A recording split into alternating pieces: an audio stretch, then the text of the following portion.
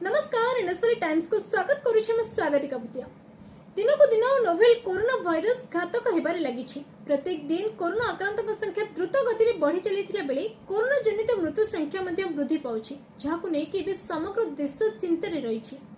एतिके बेले आउ एक तथ्य सामना को आसीछि। कहा जाउछि कोरोना भाइरस वायु द्वारा व्यापुछि, जहाकि 32 टी देशरु 200 रु अधिक वैज्ञानिक दाबी करि आसुथिला बेले एहाकु कोरोना भाइरस वायुवाही हेबार अनुसंधान को विश्व स्वास्थ्य संगठन स्वीकार करिछि। जदिओ एने भयभीत हेबार आवश्यकता नाही बोली विशेषज्ञ माने कहिसंती, तांको कहिबा हिसाब रे एहा वायु रे कोनोसी स्थान रे अस्थायी भावे थाई पारे, किंतु एहार अर्थ नुह जे कोरोना भूताणु कणिका वायु रे चारियाडे उडुछि एवं एहा समस्तको संक्रमित करि पारे। तेणु एथिपाई भयभीत न होई सतर्कता रुहंतु। अधिक समय पाई मास्क पिंधिबा सह भूताणु ठारू निजको दूरी रहिबा पाई सामाजिक दूरत्व भली सतर्कता अवलंबन करिबा पाई सीएसआर अर्थात सेंटर फॉर सेलुलर और मॉलिक्यूलर बायोलॉजी रो निर्देशक राकेश मिश्र कहिसेंती। देखिबा किपरि व्यापी थाए कोरोना भाइरस वायु द्वारा।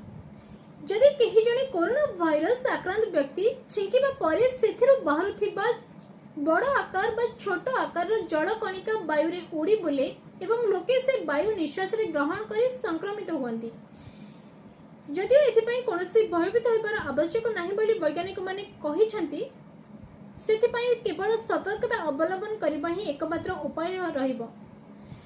वर्तमान समय रे भारत सारा विश्व रे तृतीय स्थान रे रहिछि, किंतु भारत रे टेस्टिंग थारो रिकवरी रेट अधिक थिबारु यहा कंट्रोल रे रहिछि बोली मध्य वैज्ञानिक माने दाबी करूछन्ती।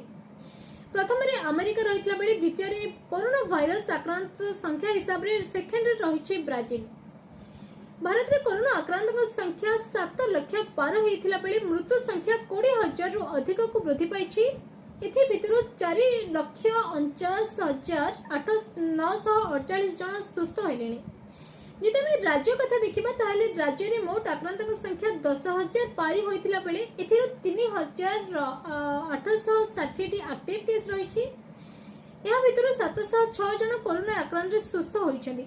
मृत्यु संख्या जदि देखिबा 48 रे पहुंचिछि राज्य रे कोरोना आक्रांतक संख्या। एथि भितरु 3 लाख रु अधिक सैंपल टेस्ट होई सारिथिबा कोहा जाउछि। वर्तमान पई आज रे रिपोर्ट को एट रखुछि। नमस्कार। आशा करछि वीडियो आपनको पसंद आस्थिबो। Please like share and subscribe करंतु, जहाद्वारा आमे आपनक सामना को नुआ अपडेट नै केस करिवो। Thank you.